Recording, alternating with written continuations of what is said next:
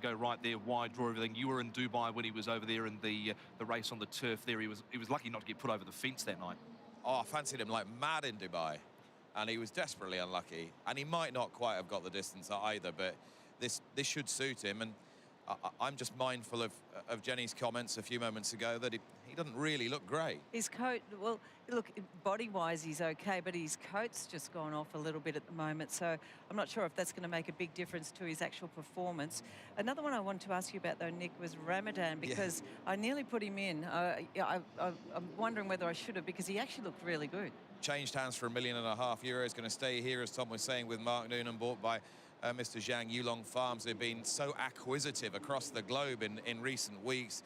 Big money spent at the sales in Newmarket last week as well. Ramadan's a horse who's got some good solid group race form in France, including form that ties in with one or two of these, but you would have thought the ground would be a little lively for him.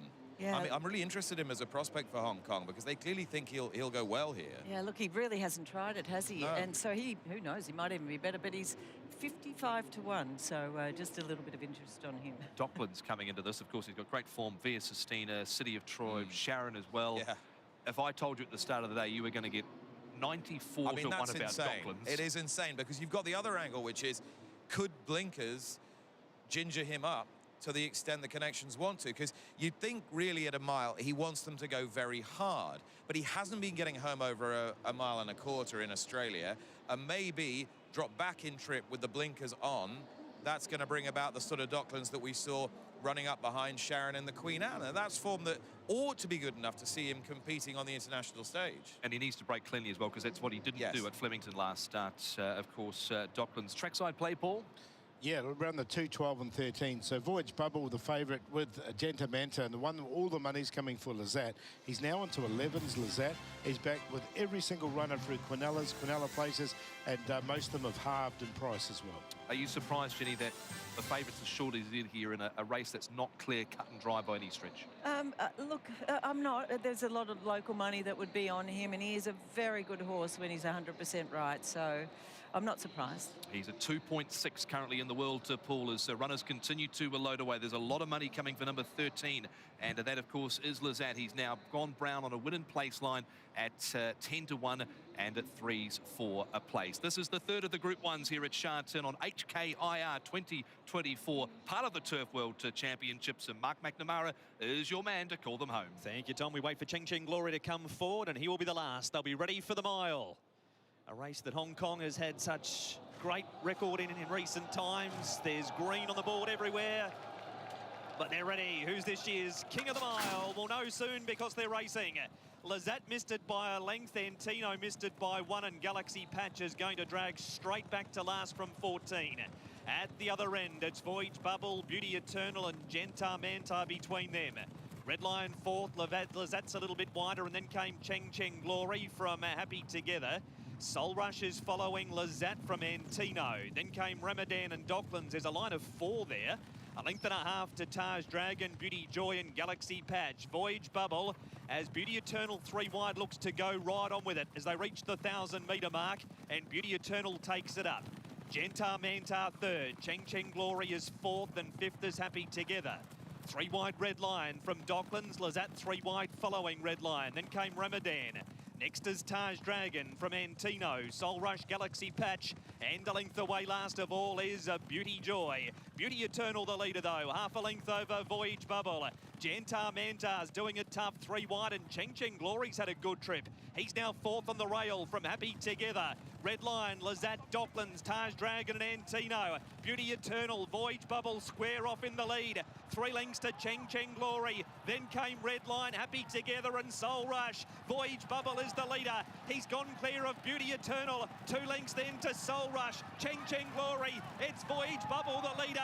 He's 3 in front over Beauty Eternal, Soul Rush and Beauty Joy. Voyage Bubble's going to see it out, and he's going to be the King of the Mile. Voyage Bubble has beaten Soul Rush, Beauty Joy, Cheng Cheng Glory, Galaxy Patch. Then came Happy Together, Red Lion, Lazat, Beauty Eternal, Taj Dragon, Docklands, Antino, Genta Manta, and last in Ramadan. Voyage Bubble, James McDonald and Ricky Yu at 2.6 and 1.3. Could be a very big 45 minutes for J-Mac. There's one done. Romantic Warrior. He's next. Mind you, this will be the biggest presentation of the day, possibly of the year in the world. This horse has 3 million owners and counting. Voyage Bubble beats Soul Rush. Joe Moreira second at 1.6 and Beauty Joy number 5. Brenton Avdulla at 15 for third in front of Ching Ching Glory, and Beauty Eternal kept on. Galaxy Patch flew home. He began well. He was always on the pace. And without a horse like Golden 60 now, he can truly shine at 1,600 metres. And Ricky Yu has just won his 8th race with Voyage Bubble. And James McDonald has nursed him home. They were coming. Soul Rush from a mile back. He's run him to a length.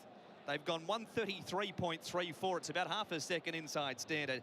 Beauty Joy has made up many, many lengths, and then there is a line of them.